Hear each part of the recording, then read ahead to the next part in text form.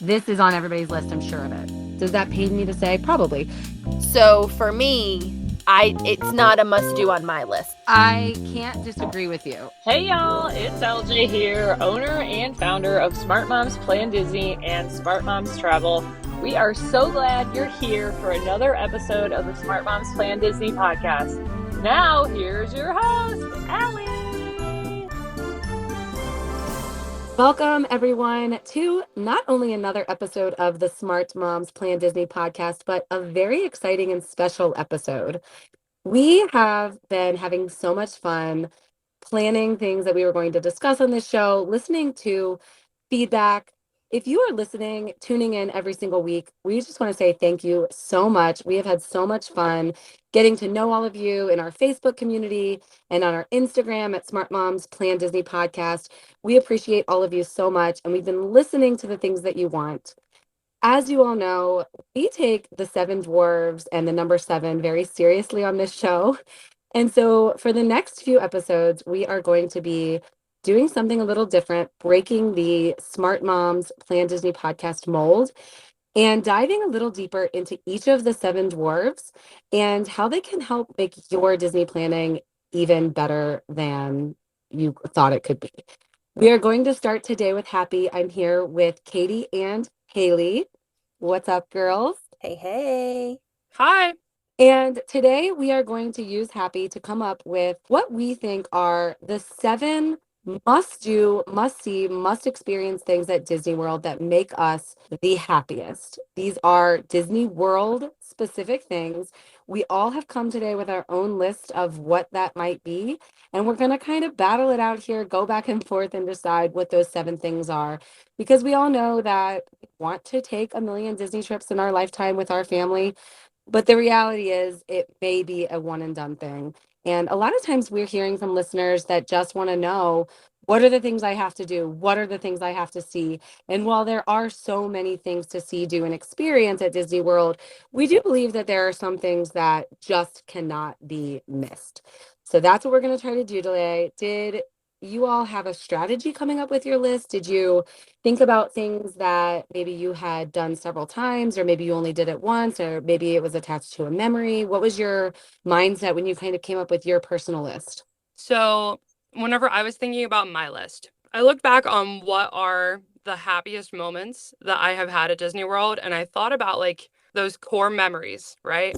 I was like, what are my happiest core memories? And I even talked to my husband last night because it was really fun just like reminiscing and figuring out what his like happy moments and core memories are. But those are the things that I took away as this is my top for having the happiest day or happiest vacation. That was my strategy, is going back to those core memories. I feel like mine was a little twist of a couple of different things. I kind of took a little bit of what Katie said and those things that made me the happiest on certain trips, whether it was with the family, with the husband, with the girls. And then I also added a slight twist of like one thing that I could do that maybe I didn't want to do that would have definitely hit that top list. And I don't want anyone else to miss either. That's so smart. Yeah. I did similar to you, Katie. I did talk to my wife, and it was so fun to think about the memories just like you mentioned. And I said, the first thing I said to her was, what was the happiest you were at Disney World on our last trip? Then it was like, oh, we did that every trip, or oh, that was something we only did that time.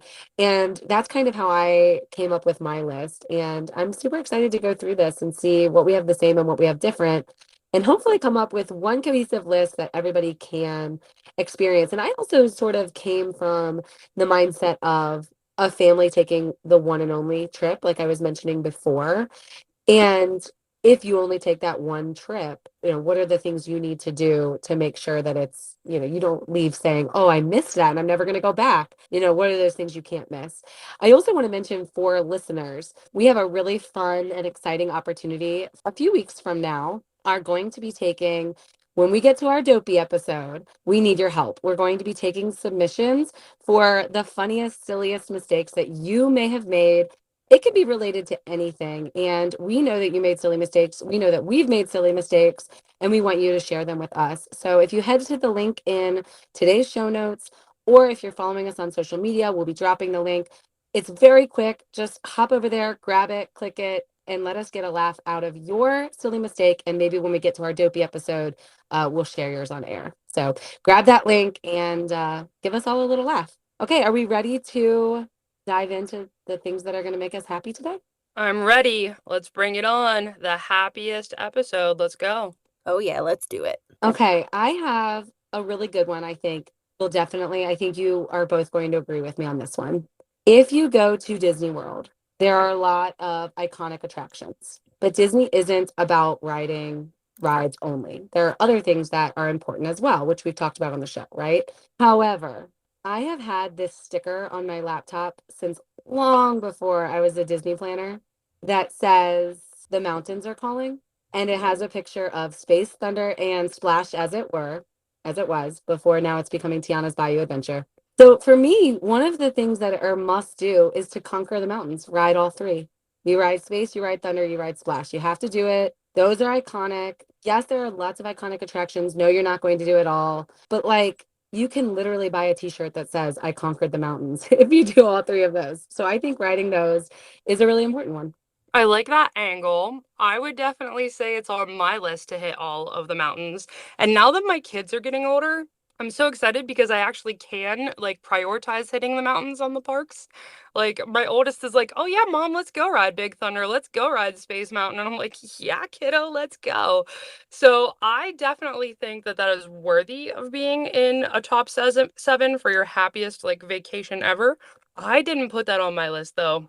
What about you, Haley? Do you ride the mountains when you go? I've ridden 2 of the 3 mountains. On a previous episode, I did have the whole Splash Mountain, not a log flume is a log flume. We had that whole debate out, but 2 of those mountains are very important to me, and that is Space and Thunder. So I can definitely respect and agree with all of them because if you've never done a ride like that, you have to do the Disney version, even though I haven't. I can't wait for Tiana's. That way I can just go into the new age with it all. But I do agree with that being on a top 7. I do have a question though, and we mentioned this on another show. It will always be a mountain, right? Even though it's going to be the Bayou Adventure, like, are we still going to count it as a mountain? I'm like, part of me, like, I know that those are the iconic mountains, but part of me is also like, you could include Expedition Everest as a mountain too. Like, how many mountains are there at Disney World, really, right? Oh my gosh, Katie, that makes my Animal Kingdom loving heart so happy that you just said that because I totally agree.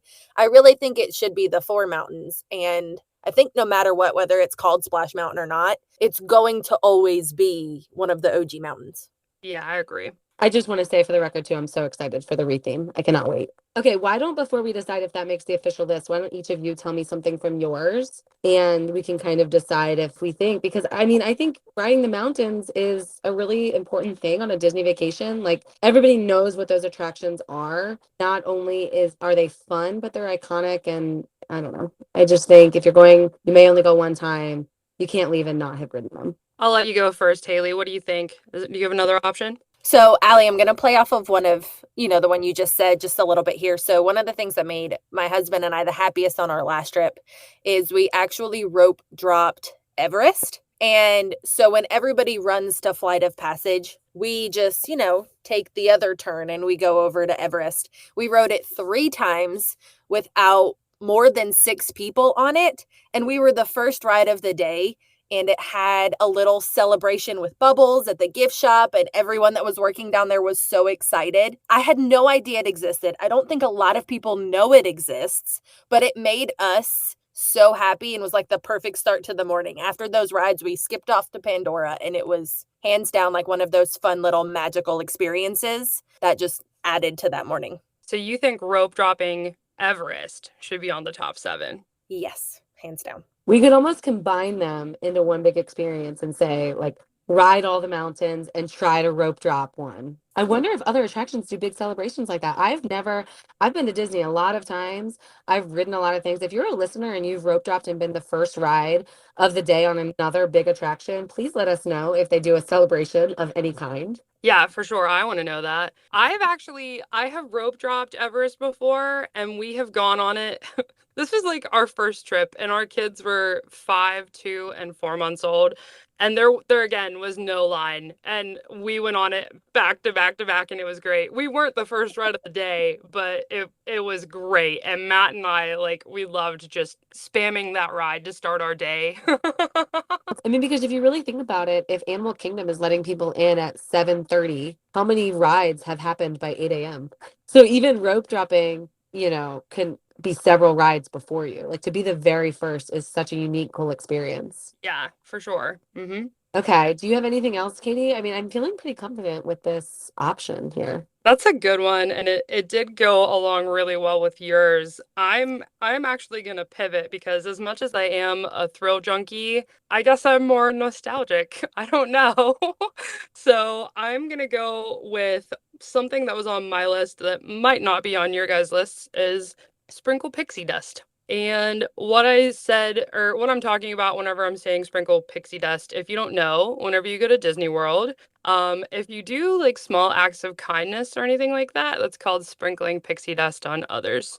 And it's a big part of our trips whenever we go to Disney. We go pretty regularly, and I pretty much always have a bag in the stroller that just has stuff that we hand out to other kids while we're in line or while we're walking around Disney Springs or whatever. And my kids love those moments. And as a mom, I love those moments. Like it's cool whenever a cast member sprinkles pixie dust on you. Like I'm not gonna lie, I love being pixie dusted by cast members. But I get so much like out of it whenever I see my kids like expressing this joy for they just shared some mini ears with another little girl that they saw, or they shared some stickers and bracelets with some other kids. Like my kids will like look for other kids that are kind of the same age as them as we're walking through the parks to hand them something, and it just warms my mama heart. I literally love that you're kind of becoming known for that. I mean, you mentioned it a lot on the show. Listeners at this point probably know that it's something you really enjoy doing. I haven't taken your advice yet and done it. And I want to. I think it sounds amazing and super kind. I can't see how doing something like that wouldn't make your trip better. I don't know. I mean, do you think it's an experience that Disney has to offer that it should be? I mean, it's an experience you make for yourself, I guess, but does it count as an ultimate must do at Disney World list? Okay, I see what you're saying there. I do see your point. I will say for our trip in September of 2021, which you guys know was like our first family trip, that was a must do for me. I was like, I have to do like participate in Pixie Dust while we're there. And it became a really big part of our trip. So that's why I think it belongs on a top seven, but I could see why other people might not say it belongs on a top seven. It just brought so much happiness for our family that I was like, I can't not include that. I love it. I think it should almost be this is not an experience that Disney has to offer that we should put on our list, but you should be doing it. Yeah. Hands down. Okay, so I think we might be comfortable saying you should be sprinkling pixie dust on your trip, but on our list, ride all the mountains and try to make one of them a rope drop first ride of the day. Like, is it on? I don't know. We got to hear the rest, Allie. We got to hear the rest. I'm gonna put it on for now, and things can get booted. Things can get booted. I also want to say we're going to be utilizing the standby queue here on today's episode, where if there's something where maybe two of us are really in on it, but one of us is thinking, I don't know, that doesn't feel like a good option for me. We're going to put it in the standby queue, and at the end we can shift it into our seven or replace something because we really want to make the ultimate list for y'all. Okay. Haley, do you want to, or no, Katie, you're up. You give us an experience. Okay, you want me to go with another one. All right. Okay. I'm laughing already because I take so much flack for this. Veto. You all know what I'm gonna say. You all know. Done. Okay, it's one of the only, if not the only attraction that Walt Disney had a hand in at Disney World. And I know that it's not a thrill ride or maybe something that you're going to rope drop, but I have to say Carousel of Progress. Here's where I stand on this. I'm okay putting this in the standby queue only because it's an OG attraction and Disneyland has most of them. You know, Disneyland has the original Jungle Cruise, the original Space Mountain, the original Small World. And Carousel of Progress is an OG thing that came straight from its origin with Walt to Disney. So I get it. And if you're only going once, should you see it? Probably. Does that pain me to say? Probably. Every time we are in the parks, we hit Carousel of Progress. My kids, my kids are little, but they love going, and we sit in the front row every time, and we belt it out shamelessly every time there's a Great Big Beautiful Tomorrow. We are singing it like at the top of our lungs, and it's great, and it adds so much happiness to my day. But the real reason that Carousel of Progress has this special place in my heart has a lot to do with connecting it to my grandparents. I grew up like 2 doors down from my grandparents. I was with them literally every day until the day that they had passed. And as you all know, I didn't make it to Disney till I was an adult. Like, I didn't get to go growing up as a kid. One of my strongest memories with my grandmother, they went to Disney World again late in their life. I think they were in their like late 60s, early 70s whenever they made it to Disney for the first and only time. And I remember my grandmother coming back and we were sitting in her kitchen and I said, "Grandma, like what was it like?" Because you understand at this point, my only interaction with Disney World is seeing like people ride Dumbo on the commercials, right? Like asking my grandma what she loved about Disney World and one of those things being Carousel of Progress, even though she's been gone for over 15 years now, if I want to think about, like, if I'm trying to remember how my grandma's voice sounded, I will think about her singing to me in the kitchen, "There's a great big beautiful tomorrow." Like, and I like tear up just thinking about it. But like I tear up even going up and seeing the attraction. But it's a strong core memory for me, even though I wasn't there to experience it with her. It just has that's why it means so much to me. So it's always at the top of my happiest vacation list. That I can't believe I didn't know that story. I did not know that story. No. That changes everything for me when it comes to your connection to that attraction. Here's the thing. It is not my favorite. I think it's odd, but I don't have that. You know, I don't have that. I went to Disney all the time as a little girl, but I don't think we ever rode Carousel of Progress, or if we did, I don't remember, you know. It wasn't part of our staple. Now, you know, the Alley Family Vacation catalog is not the staple for everyone to follow, and I recognize that. So I think, you know, I think we should put Carousel of Progress on standby queue. I can see where it might be really important to somebody who maybe has waited their whole life to go to see an experience. Even though right now our fellow co-host Carla is listening to this for the first time thinking, Allie, you traitor. Haley, what about you? Do you think Carousel of Progress can go on the standby queue? I can respect that entire story because I feel like we all have those things that tie to something that we love, but not necessarily everyone else does.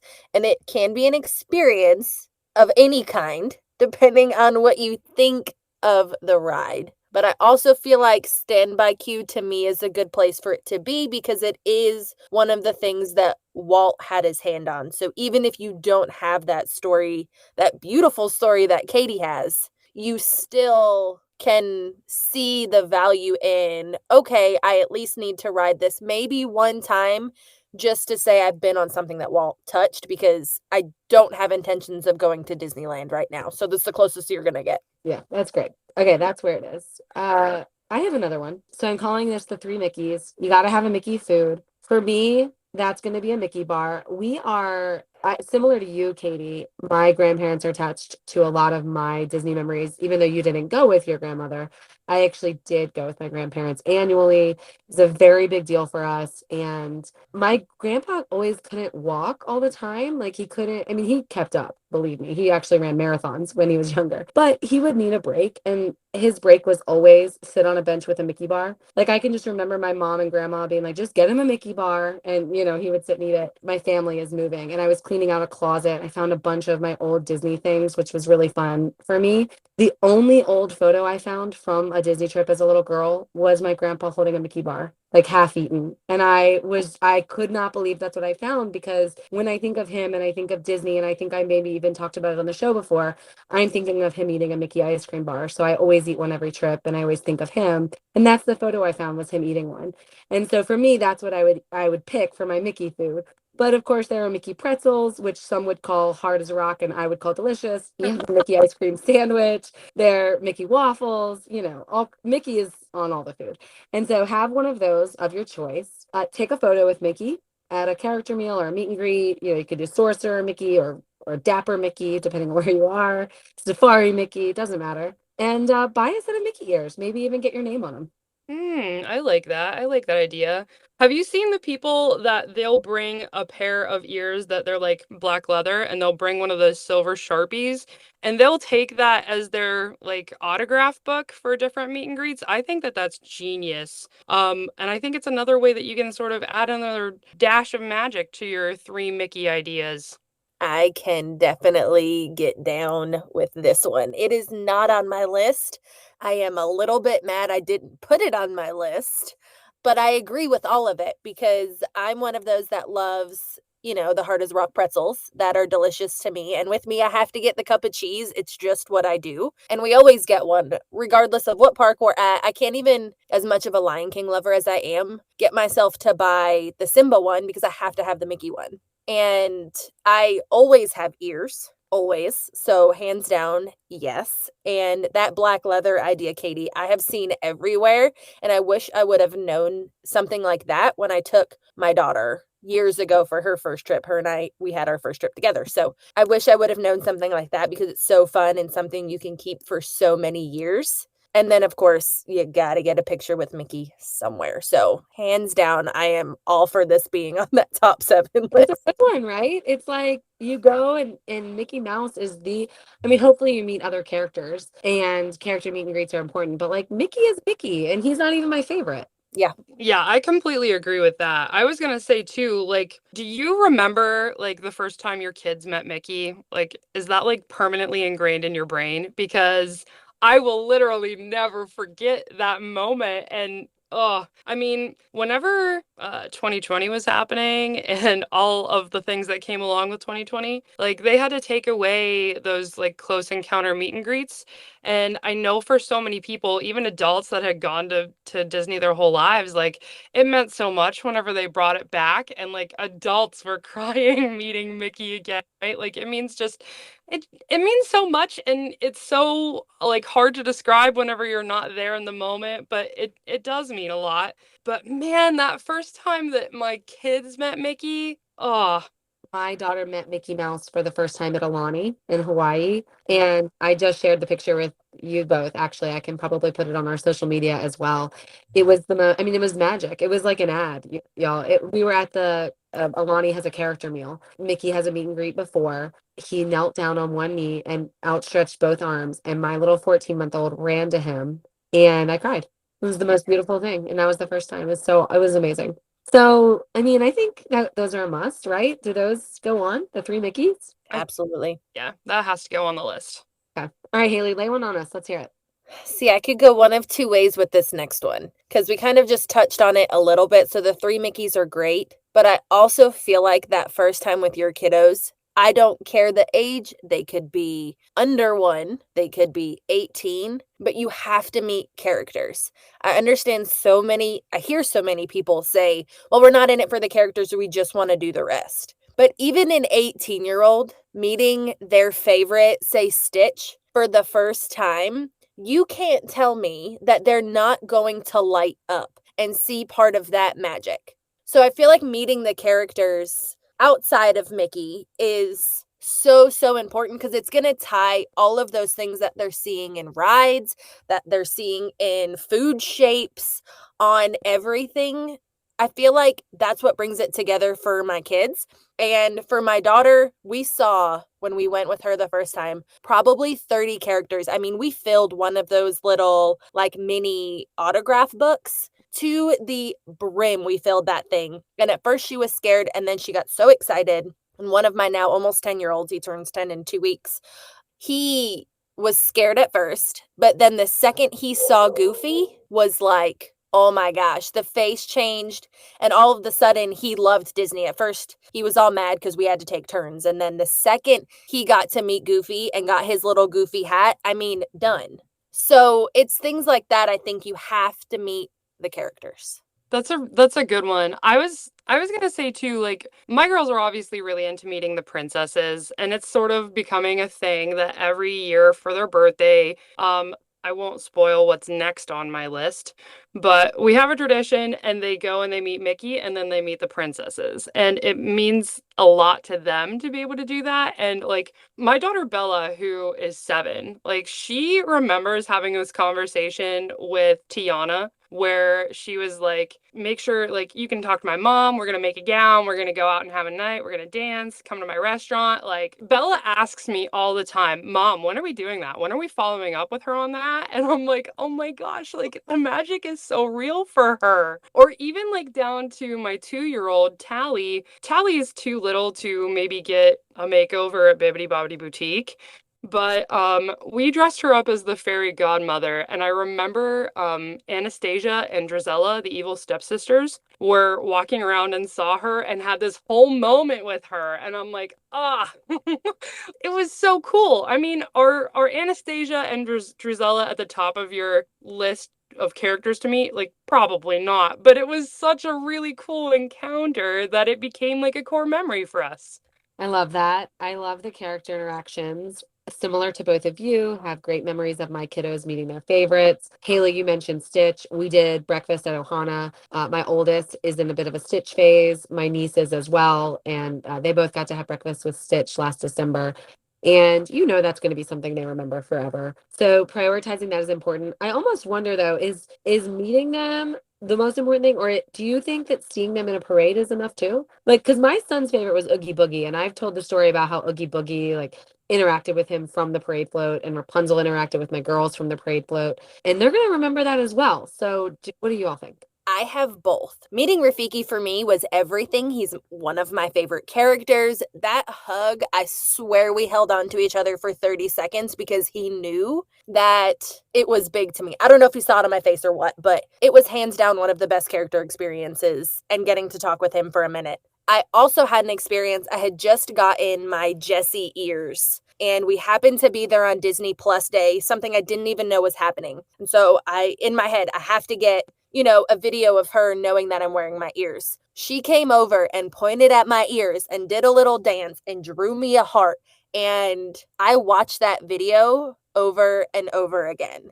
I feel like, yes, parades is important too, but each one carries its own weight. For our first trip, my daughter's favorite princess is Aurora. Like all 3 of them love Aurora, and she's kind of a hard one to meet and greet. Like she's in the Epcot France Pavilion, but if you miss her, like when else are you gonna see her? And they did catch her in the parade, and she like made sure to wave and do a little bow and everything. And that was enough for them on their first trip that they were like, oh, I saw Aurora. So I feel like to me, like meeting the characters is important, but for my kids, it was still enough to just interact with them from the parade. Yeah. So what should we do? Because we all agree it's important. We all have great stories. Standby cue? I think it's a standby cue just because it's a little bit already covered in the 3 Mickey one. Okay. All right. That's fair. Okay, Katie, give us one. Oh, I was going to tell you to give us one, Allie. Let's go. Yeah, I can go. Okay. All right. I think this is a good one because I think visiting all of the parks at Disney is an important thing. And well, maybe visiting all the parks is a good one.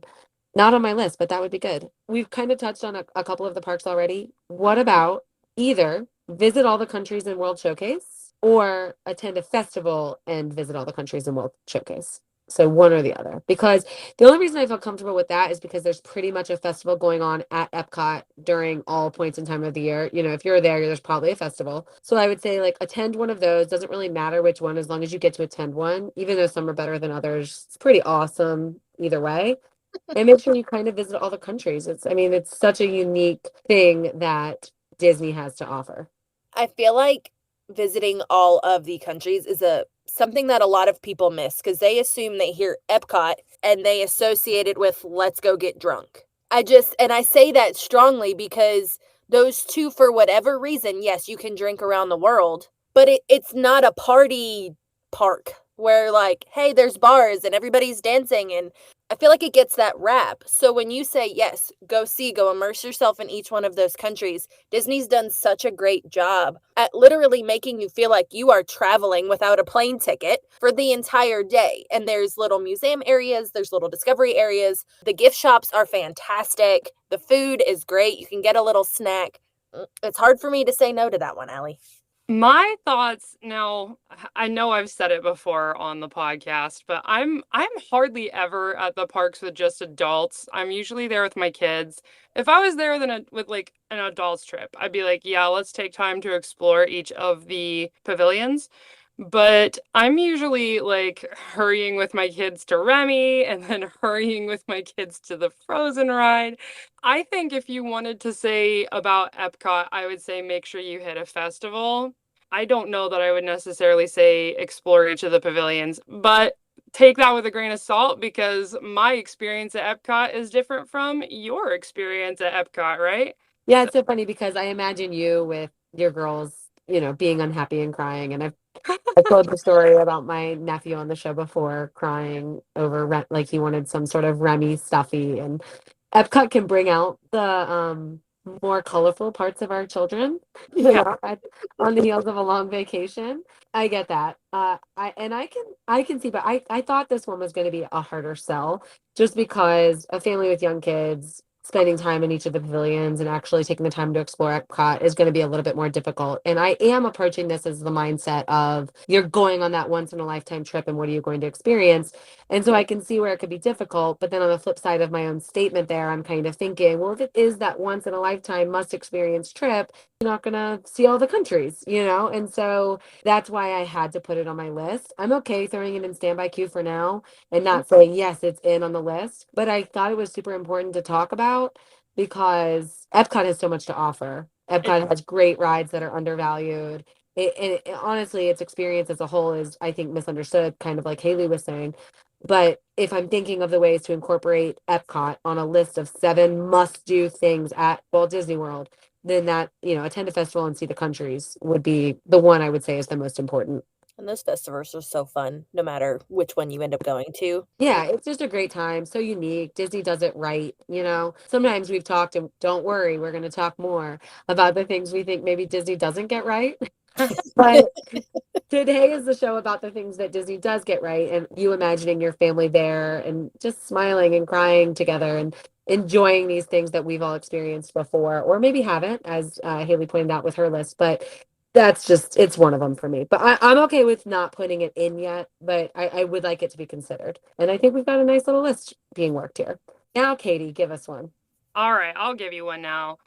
There's a handful of attractions that are on my list here that I'm all like, which one do I go with? Do I say this one? Do I say that one? It was so hard to narrow this down to 7, you guys. It was so hard. I could have said Soarin', which is in Epcot, because I feel like that's a bit of a milestone. Like a lot of the older generation talk about how Soarin' blows their mind, and I can kind of get that. I also said maybe PhilharMagic because the magic is palpable in that one. Like the kids like buy into it so hard that I was like maybe PhilharMagic. But I think I'm actually gonna go with Enchanted Tales with Belle. And I know you're probably laughing at that suggestion, but hear me out on this, okay? I was crying happy tears with my kids in Enchanted Tales with Belle. I know it's not the attraction everybody's lining up to rope drop again, but I have so many good memories in there. The very first time that we did it, my daughter Bella was cast as the Beast, and I looked at my husband and I said, "Oh my gosh, she doesn't even know how special and cool this is that she got cast as the Beast." Oh my gosh, and watching her dance with Belle was just like the greatest ever. But then my younger daughter, Emma, she was cast as Philippe, which is like the comedic relief in the show, and that was hilarious too. So, like, it's just a little, children's style stage show kind of thing, which honestly, we were going to walk past. We had dinner at Be Our Guest, and then my husband's like, hey, you think we should go check out this thing? And I was like, I don't know, maybe. And we went and did it, and I was like, oh my gosh, this is like my favorite thing ever right now. I think most people do walk past it. And I think if you walk past it, it's not going to ruin your trip. However, if you are lucky enough to have a child cast as the Beast, I have had my daughter, my oldest, cast as the Beast twice. I wish one of my younger kids would get cast as the Beast. And my little one was like a salt shaker and a fork or something.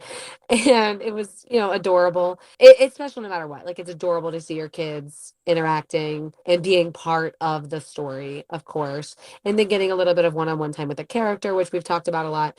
If we're going to end up putting character interactions on there, though, that's part of what makes this one so special, is that interaction with Belle. And if you are not cast as the Beast, because as you mentioned, the Beast gets to dance with Belle, and that is core memory stuff. Unfortunately, you cannot make sure that that happens. You can't make sure that your kid is picked as the Beast, and you can't make sure you're going to get that dance.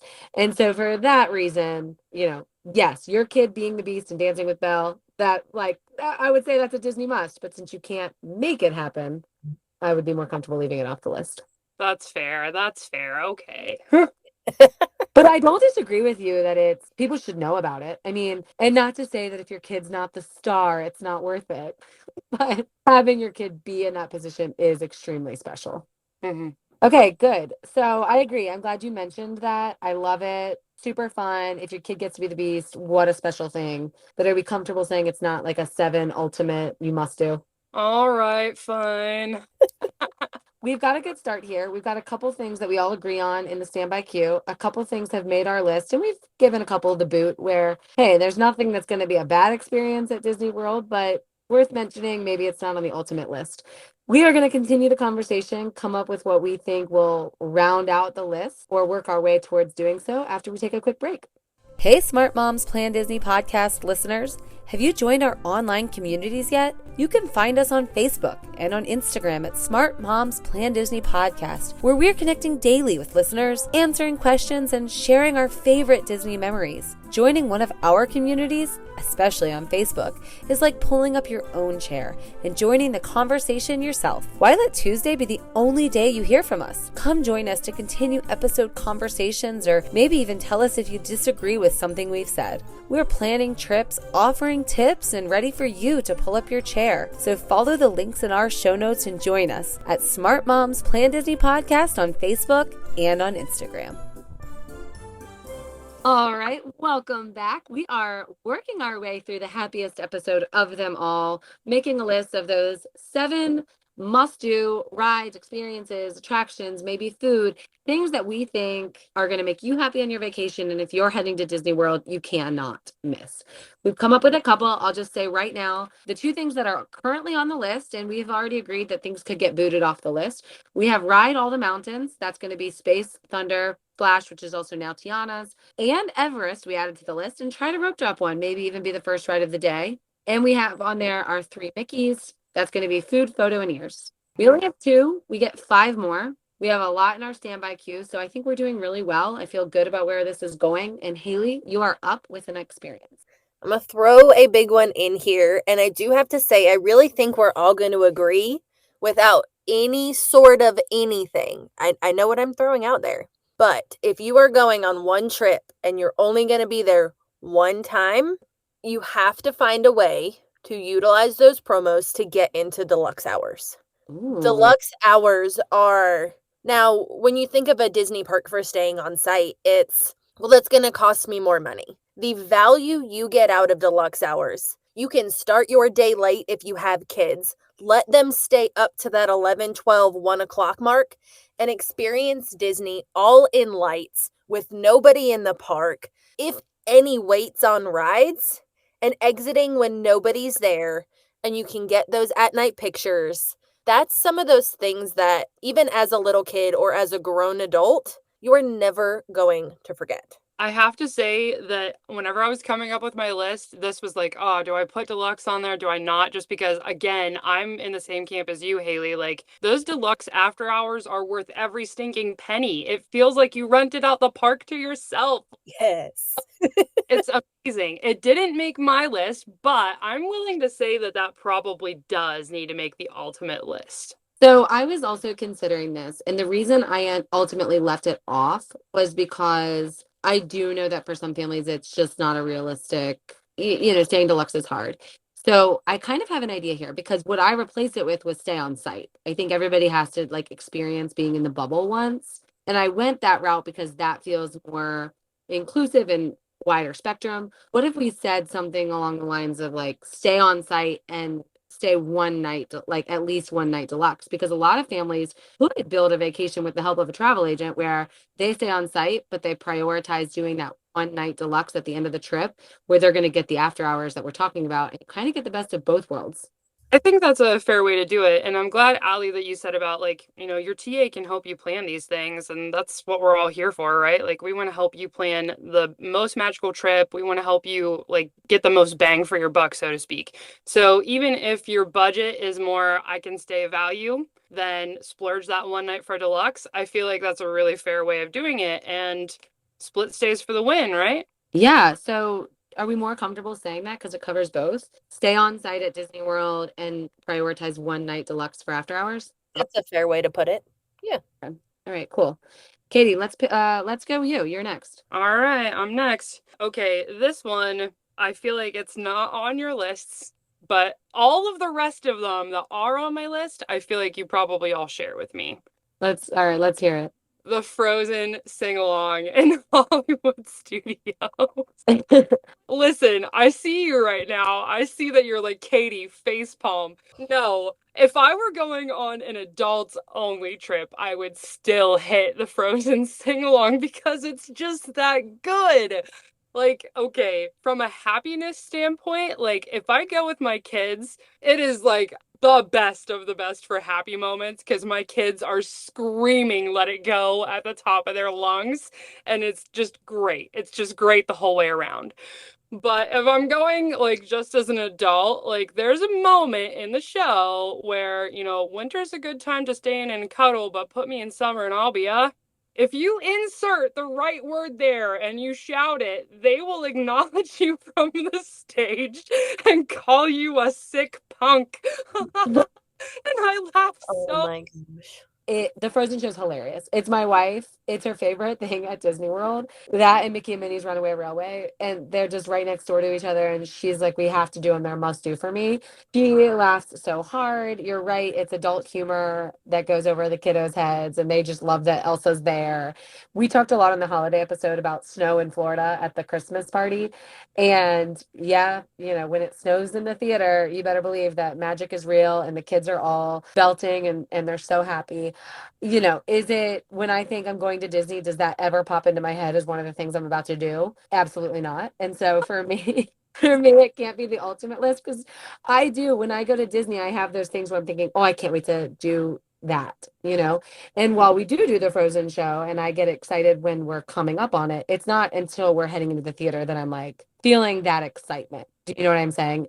And so that's kind of also how I drove my list is when does my excitement for this thing start?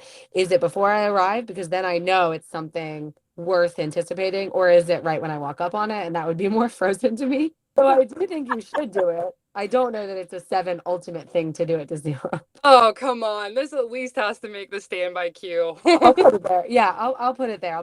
Haley, have you done the Frozen show? I have not. I keep hearing how much I am missing by not going in there. But even the fact that you like haven't done it and it's so accessible kind of proves that it's not a ultimate list. All right, I'm gonna lay one out there. I like this one.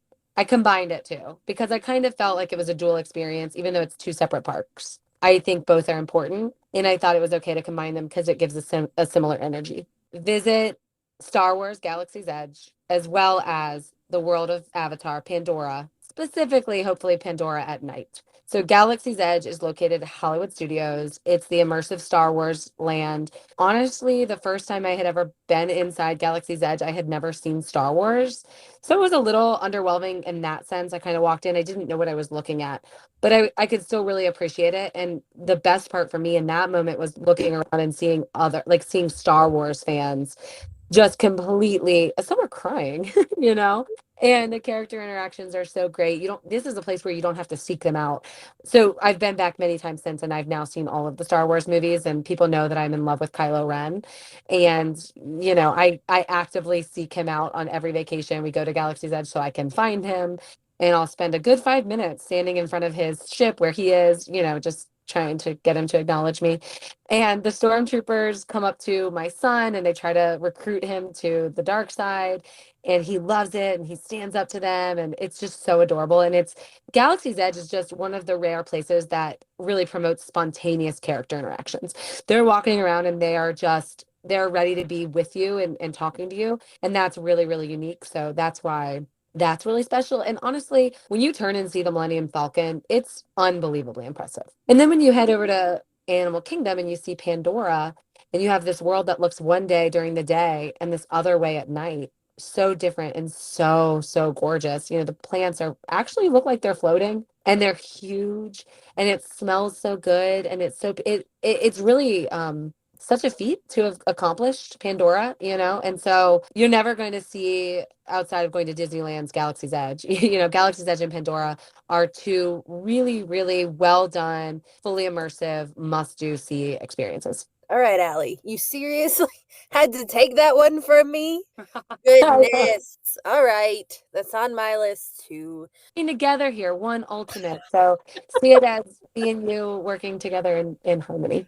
I love that we can agree on this, even though you are not a huge Animal Kingdom lover. You love the park, but it's not your favorite. So the fact that you even mentioned anything Animal Kingdom makes my heart happy. And specifically Pandora. Everybody knows I bleed blue around here. Going into Pandora at night is another level of iridescent amazingness that you have to experience at least once. Even if you haven't seen the Avatar movies, you can still appreciate just the beauty that that area provides. So hands down, I think you have to experience that when you're there. And I do love that you comboed it with Galaxy's Edge because there is two different versions of Galaxy's Edge for me. So there's during the day, which seeing the Millennium Falcon, seeing all of the characters walk around, that experience is hands down one of the most immersive areas, like you said, just because the characters are out doing everything all over the place. And I love watching the stormtroopers antagonize people, not in a bad way, but they'll stop in the middle of photo passes. They'll just stare at you. I've had one yell at me to get off my phone, but they say data pad. And it's even getting yelled at by a stormtrooper is one of the coolest experiences ever as an adult or a kid. And then once those lights go out and that whole area glows is another level, especially if you just happen to be there for a Star Wars night. Other than May the 4th, I have no idea what days those would be personally. But if you start to see, they will gather underneath that Millennium Falcon with their lightsabers. Even if you don't like any of that, it gives you chills just to watch the experience happen and all of those people come together. So you have to experience both of those. I'm down for it being on top 7. I like as soon as you said about that moment where the Star Wars fans like all raise their lightsabers, I'm experiencing chills right now just thinking about it because it really is such an awe. Like you can't even describe that moment, how incredible it is, even if you're not like a diehard fan. I would say that we consider ourselves pretty big fans of Star Wars in this house. Like we like the old school Star Wars. I wanted to add too, like, yeah, the Avatar Pandora area in Animal Kingdom at nighttime is totally cool, 1,000%.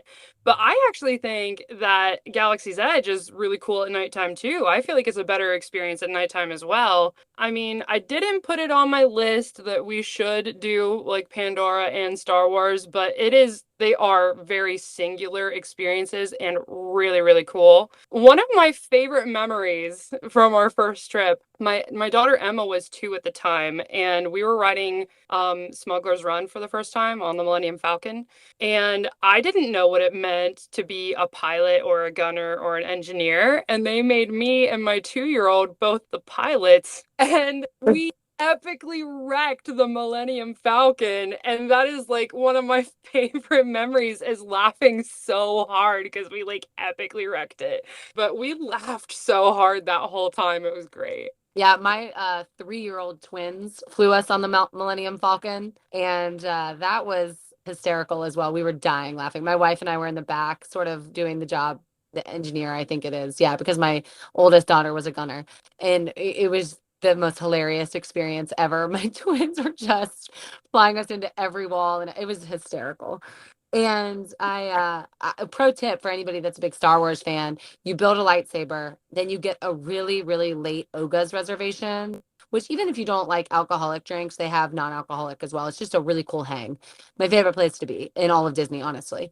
And you get out and there's nobody left in the park and you get these really amazing solo pictures with your lightsaber in front of the Falcon. It's fantastic.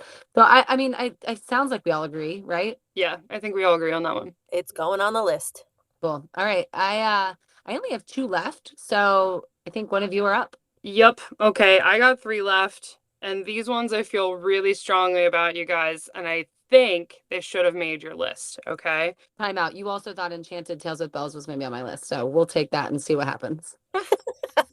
But no, I really do think this one should be on your list if it's not. And that's if you have kids that are in the age range that's required, you must take them to experience Bibbidi Bobbidi Boutique. Obviously, like Bibbidi Bobbidi Boutique leans more towards girls and having the princess makeover. You should definitely be aware that if you have a little boy, like they have night makeovers too.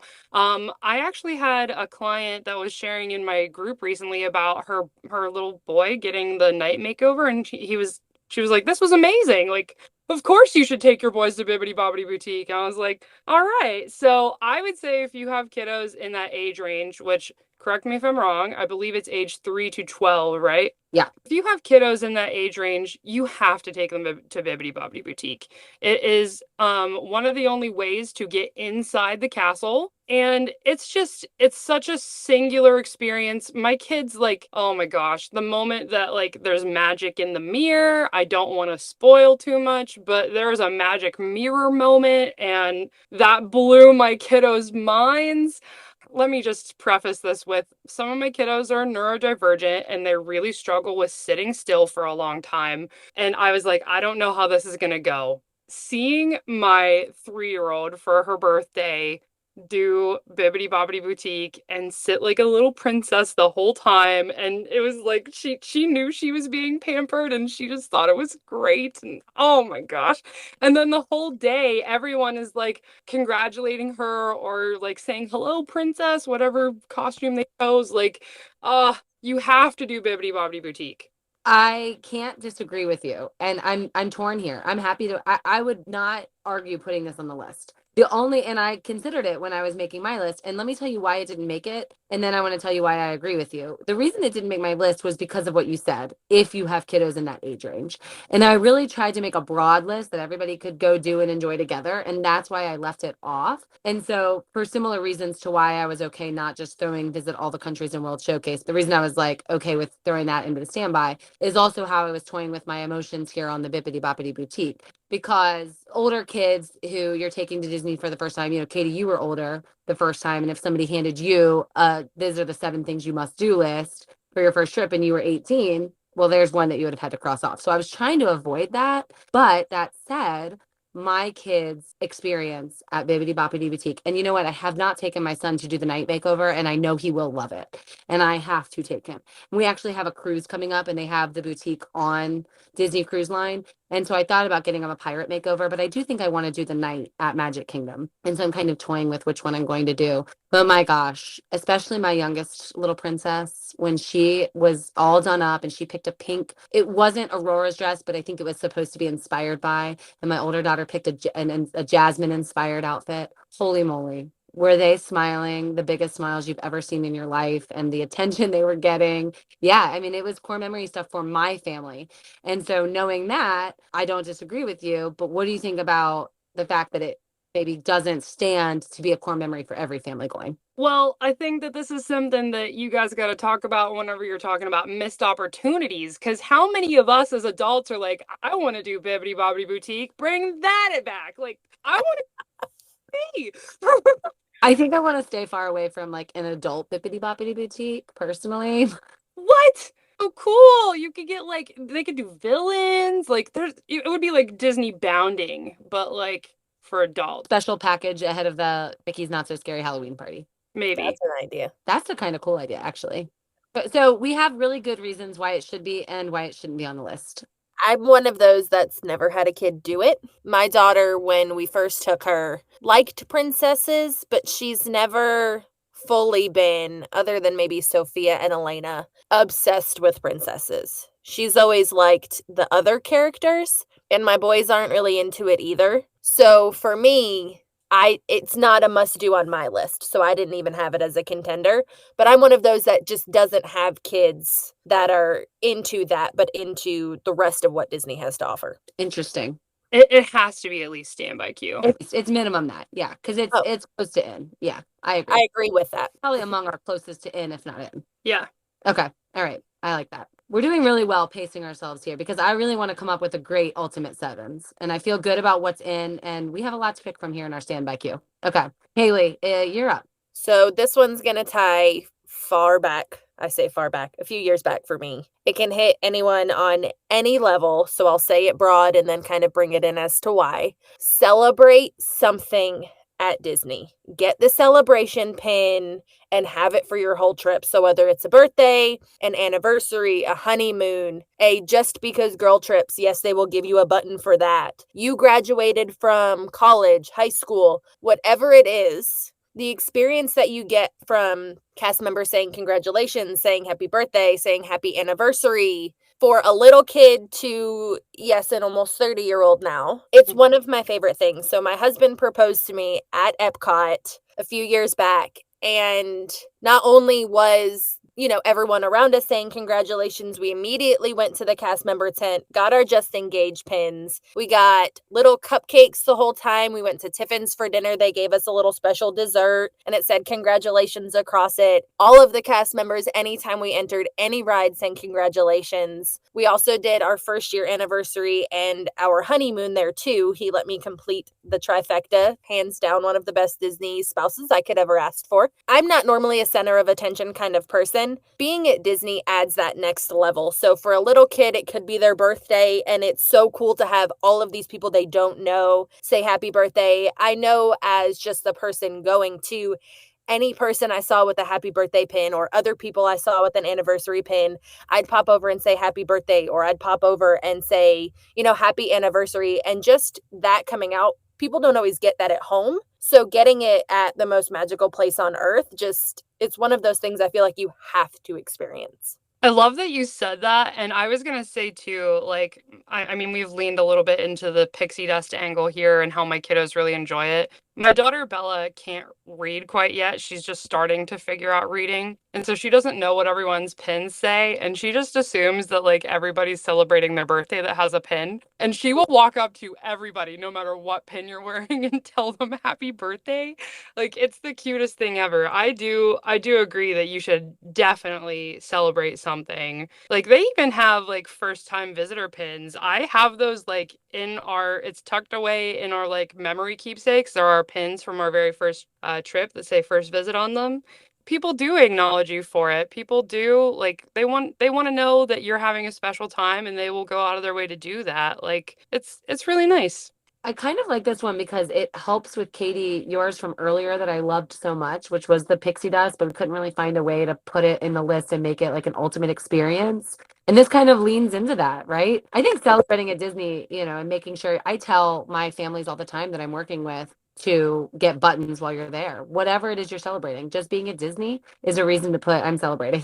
Absolutely. Oh yeah. I've seen so many of them too that it'll say celebrating our girls trip or celebrating adults only or just celebrating, I've even seen. And they'll pick a color and they'll do it. And those little celebration pins are free. And then there's also ones that you can even pay for and have them completely customize, the wording or the extra special little descriptions that they put on there. And so in Magic Kingdom at the Christmas shop, you can actually pay for a customized one too, but even the free ones, like you don't have to have the customized ones to have that experience. And I will just say, you all did that for me. We had a trip where obviously us podcast hosts are all really great friends. And I'm actually going to use this as a segue into my next thing here. I'm going to go ahead and put celebrate in. I feel like we all felt strongly about that. All right, let's do it. Yeah, I mean, I think good about it. And like we said, we can always bump things. I'm going to use this as a segue because Haley just mentioned customized pins. And on the first trip that we ever met each other, you all surprised me and had bought me a really beautiful customized I'm celebrating pin. And we call ourselves Team Happily Ever After within our community of travel agents. And it was the first time we'd ever met, and sitting at my breakfast, we were eating breakfast at Steakhouse 71 inside the Contemporary, as we do. And sitting at my chair was this beautiful customized button. The wording was written in, it's just silver Sharpie, or paint marker. I think it is. It's silver paint marker. And it was done so beautifully. And you paid for that. And I was so happy. I was so touched. I loved that you had thought to do that. And I still have it. Of course, I have it right. I'm looking at the drawer it's sitting in. And those are really special things that people don't realize to do. And I think it really is important. So I'm going to use that as my segue to my next one. This is on everybody's list. I'm sure of it. I'm sure that watching Happily Ever After in front of the castle at Magic Kingdom is a must-do experience for anybody going to Disney at any time. Yeah, I have to agree with you strongly there. I tell all of my clients, like some people will say, well, my kids are like afraid of fireworks, so we don't think we're gonna go see the fireworks show. And I'm like, no, no, no, no, no. You have to see this show. Like, it's not like any fireworks show like that your hometown puts out for the 4th of July. It's nothing like that at all. There are fireworks, and there's the, projections on the castle and down Main Street and music and everything. I really feel that the music detracts from like the loud noises of the fireworks that might normally sound like scare kids. And so even kiddos that maybe have maybe they're timid around other fireworks shows, they're not at the ones at Disney, because there's so much other things happening alongside the fireworks that it makes it accessible for them. But gosh, is Happily Ever After just the most magical show on earth. When I say I cry from the moment the lights go down, Happily Ever After, the fireworks show at Magic Kingdom, spoiler alert if you've never seen it, Tinkerbell's flight is Disney. It is the must-do. This is a non-negotiable one for me. We're not allowed to put this anywhere but in. If you have somebody in your family that is scared of fireworks or if crowds intimidate you, you can watch the show Happily Ever After from various points in Walt Disney World. So you can watch it from the Polynesian. You can ride the monorail over and watch it there. They pipe the music in and you're further away so that kiddos that obviously I think watching it from Main Street right in front of the castle so you can see the projections and everything is most important. But I'm just specifically saying there are ways to enjoy this if you have outlying factors that make it a little bit more difficult. Also recently behind the castle, if you go to a less crowded viewing area to see the show, you will miss projections and things. But princesses have been coming out, and Cinderella has been dancing with little girls behind the castle during the fireworks. If that's not Disney, the must do. I mean, not only is she dancing with little girls and boys behind the castle while the fireworks are going on, but, Snow White might be riding the carousel with a backdrop of fireworks. Are you kidding me? Oh my gosh, that's amazing. I'm glad that you brought that up because that's definitely high on my list next time we're at Magic Kingdom. Yeah, and what's great is it's a surprise. It's not happening every night. And so you just go back and you watch from the backside of the castle and you hope, and sometimes there they are. Yeah, I like that. And I mean, I know you mentioned it's a little bit of a spoiler, but that moment that Tinkerbell soars over the castle the magic is palpable. Like, I'm in tears, you're in tears, everybody is crying at that moment. I will never forget my kids seeing Tinkerbell, and we go all the time, and the magic never fades for us. Never. I have 3 kids, and I'm always holding at least one of them, if not 2 of them in front of me at a time, maybe even 3. I don't know, however it shakes out. And the moment I see it coming, and you can see the little light floating up in the castle, it's supposed to be Tink. The second she gets up there and she steps out, I literally hold my breath and whichever child I have so tight. I'm just wait, and it's chills and tears immediately. This is on the list. Come on, this is the list. Yeah, yeah, for sure. I think it has to be at the top of your list. You have to see that. You have to experience it. And it's just unlike anything else. Actually, for any Smart Moms travel agents listening today, that's going to be our hidden Mickey, Happily Ever After. You all know it. You've all seen it. We all love it. So today's hidden Mickey is Happily Ever After. We are going to take one more quick break. When we come back, we are going to round out our list. We're going to make sure we have the 7 ultimate things that you need to experience while you are at Walt Disney World. Hey, hold up.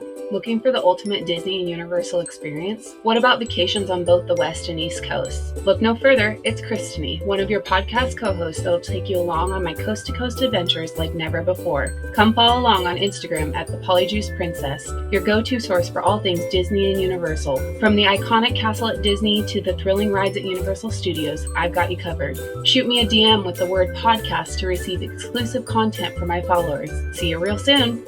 Are you planning a Disney or Universal vacation and wanting a unique t-shirt to show your fandom? Do you like having a shirt that causes random strangers to stop you and say, "Hey, I like your shirt"? Then check out magicteesforme.com. That's magic, T-E-E-S, for me.com. You can scroll through the pages of designs or use the search bar to find a specific theme. Looking for a rare idea? Give it a search. Disney, Universal, or something else altogether. That's magicteesforme.com. Unique tees for park people.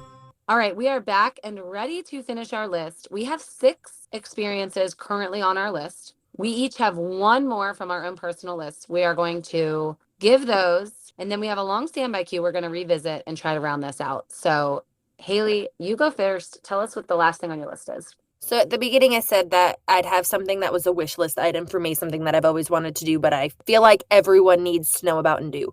So there are so many different enchanting extras at Disney, whether it's the behind the scenes at Animal Kingdom, it's the Bibbidi Bobbidi Boutique, so it ties into that for Katie. For me, the dessert cruise. There's something for everyone. I feel like you need to pick one for your family or your trip and make it happen. I like that one. There are things at every park as well. Wilderness Trek and, like you said, dessert cruises, things like that. All right, Katie, what's the last thing on your list? Mine was watch the parade. No matter what parade it is, you have to watch the parade. It's incredible. Bonus points if you are at the Mickey's Very Merry Christmas Party and you're on Main Street in the snow watching the Christmas parade with the castle in the background. Like, that's like the ultimate parade experience, in my opinion. But any parade at Disney World is pure magic. I agree. Yeah. And the castle as the backdrop for the parade is clearly the goal. Although Frontierland will give you a less crowded viewing vantage point, the castle Main Street is definitely the place to watch for the best backdrop. Okay. And the last thing on my list is ride Guardians of the Galaxy. Best ride in Orlando. We talk about it on the show all the time.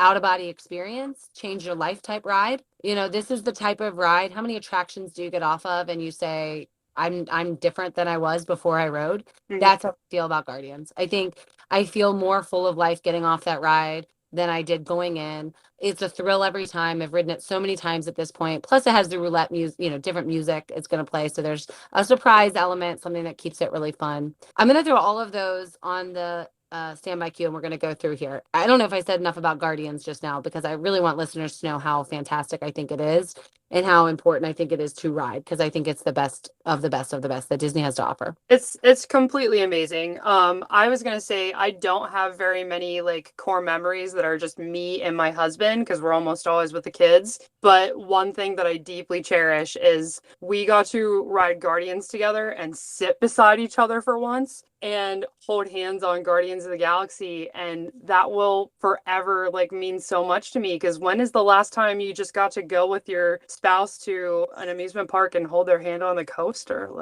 Well, and what's really funny is because I can do the opposite of that and say I had a great family experience. So my twins are really on the short side. They're the youngest members of my family. And, a lot of times they're having to sit out of rides while we ride. I got lightning lanes for Guardians and I knew they were going to be close, but I didn't know if they were going to make it. Went ahead and got them. When we got up there, they were tall enough and they were jumping and screaming. We were so excited. I could cry thinking about, I couldn't believe I was walking through the queue and I had my little ones with me.